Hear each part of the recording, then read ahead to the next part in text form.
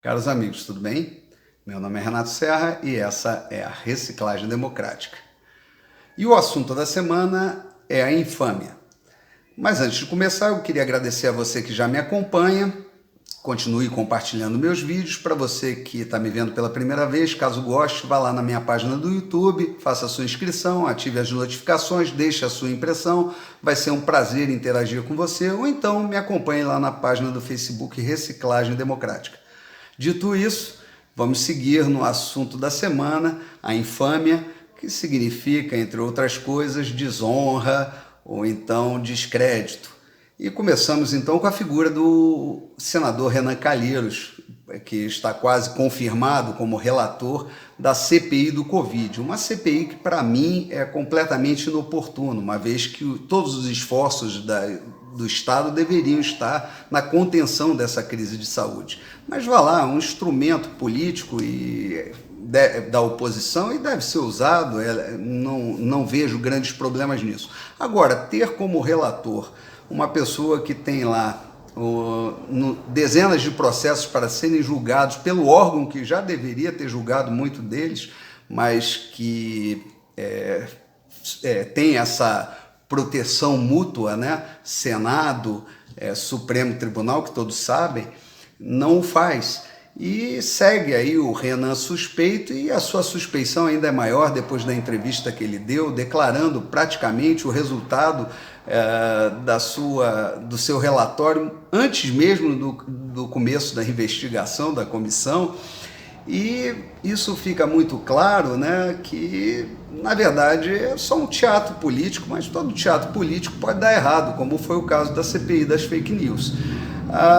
Bom, o caso, inclusive, que foi centro, né, dessa CPI, que provocou essa CPI, foi a crise do oxigênio em Manaus, todos nós sabemos disso, e na ocasião a atuação de Pazuello. Acontece que o secretário de Saúde do Amazonas já declarou em depoimento oficial que isentou assim completamente o governo federal, que realmente foi uma questão de não cumprimento do contrato, né, do que foi solicitado pela White Martins, que se comprometeu a levar cerca de 1.500 cilindros de oxigênio após a abertura de 150 leitos em Manaus, e levou apenas 300 e tal, e tem lá tudo documentado. E assim que houve o problema, foi acionado o ministro, que prontamente mobilizou recursos para atender a Manaus. Ou seja, tem todo um conjunto de fatos, né, que isentam de responsabilidade do governo federal, porém existe a narrativa da imprensa, a narrativa que se construiu. E vamos saber agora na CPI em quem ela vai ser construída, em cima de fatos ou de narrativas. Bom, vamos ter que aguardar. Seguindo no mesmo assunto, né, a infâmia, a gente pode aproveitar essa semana de Tiradentes, né, que é mais de 200 anos atrás, Tiradentes foi condenado por um tribunal legítimo à morte, a pena de morte por traição. E eu acredito que naquela época muitas pessoas também apoiaram essa condenação, afinal de contas, a justiça estava sendo feita. Da mesma forma que hoje o Supremo Tribunal Federal está fazendo justiça com Sérgio Moro, condenando um homem justo. E lógico que Sérgio Moro é um grande transtorno para esse tribunal. Afinal de contas, em 3 anos, ele tem lá um histórico de mais de 293 condenações, processos concluídos, levou muito corrupto de colarinho branco para a cadeia, e o Supremo Tribunal Federal tem lá as denúncias e não consegue julgar ninguém. Então, realmente, o Moro está atravessado na garganta do Supremo. Mas se a gente for falar assim, por que as pessoas, ainda tem pessoas que apoiam esse julgamento, né, e que batem palma para isso, a gente vai encontrar algumas pistas, né, de como essas pessoas pensam. E eu me lembro aí daquele vídeo do Ciro Gomes falando que a gente tem que terminar com essa ilusão da moral judaico-cristã, porque o povo precisa de controle. Ora, ilusão de liberdade, inclusive, ele fala, ilusão de liberdade da moral judaico-cristã. A gente que sabe o que ele está falando tem certeza, né, que isso é uma declaração mais fascista impossível, né? Ou seja, ele quer que o Estado controle um indivíduo E as questões que estão lá, seculares, da moral, né? Que a gente vem lá, que começa nos 10 mandamentos: não matarás, não roubarás, não farás falso testemunho, honrarás pai e mãe. Isso tudo é jogado para o alto, né? E fora outros ensinamentos bíblicos, né, que estabelecem essa moral judaico-cristã, tem que ser jogados fora.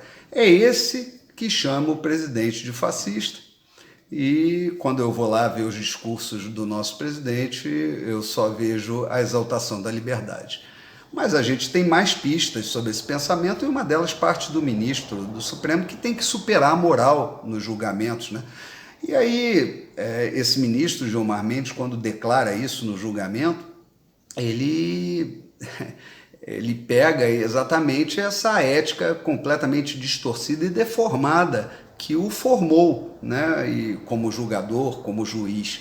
Né? Quando você tem leis e sistemas que têm por objetivo a impunidade, né? Levar à impunidade os grandes criminosos, e você não tem um princípio moral, o que acontece é exatamente o que nós estamos vendo, esse circo, esse espetáculo que é promovido por um tribunal que vive num outro plano, num outro planeta, está lá entre vinhos e lagostas, na corte de Antonieta, completamente desconectado da realidade.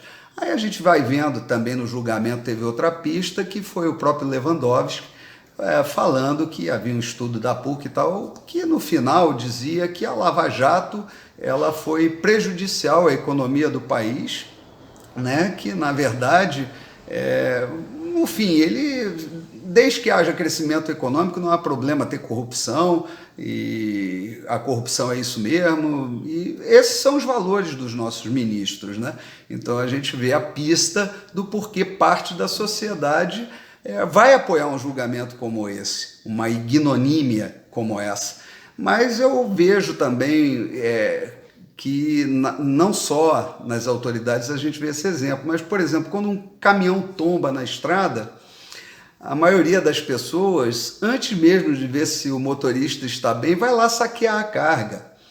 Então, dentro desse quadro, dentro desse raciocínio, dessa filosofia, muito temeroso para mim a volta de Lula, né, que ele pode realmente ser eleito por essas pessoas. Cabe a uma sociedade a fazer uma reflexão, né?